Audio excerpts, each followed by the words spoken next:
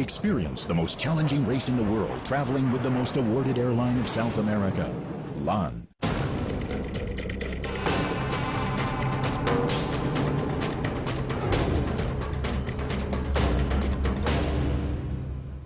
The Dakar is getting closer to its end. After 7 stages in Chile, the rally will be back in Argentina on Thursday for the last 4 days.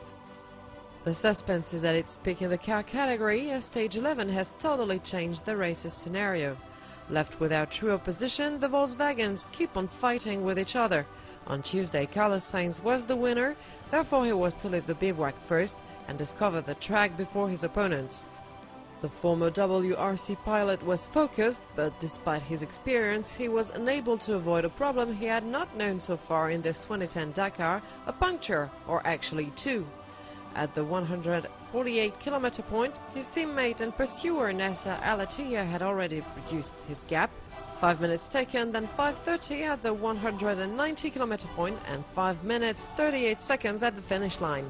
The Spaniard's lead in terms of time difference is twice smaller after this stage, from 10 minutes to 4 minutes and 28 seconds, insufficient to guarantee him a first Dakar success, especially since this Thursday stage will be the longest of this edition.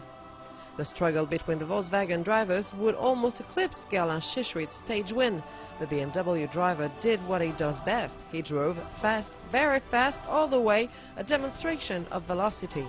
He was on the right track, a track that led him to his first stage win in 4 years. Last time he'd won was in 2006 between Tambacounda and Dakar. In the bike section, the special race of the day was offering the same profile as the day before, fast on sinuous path, mostly on downhill slopes, an ideal terrain for Marc Comer, who was the first to go. The Catalan unfortunately made a navigation mistake, something he's not used to. Going straight ahead was not a good idea at the 13-kilometer point.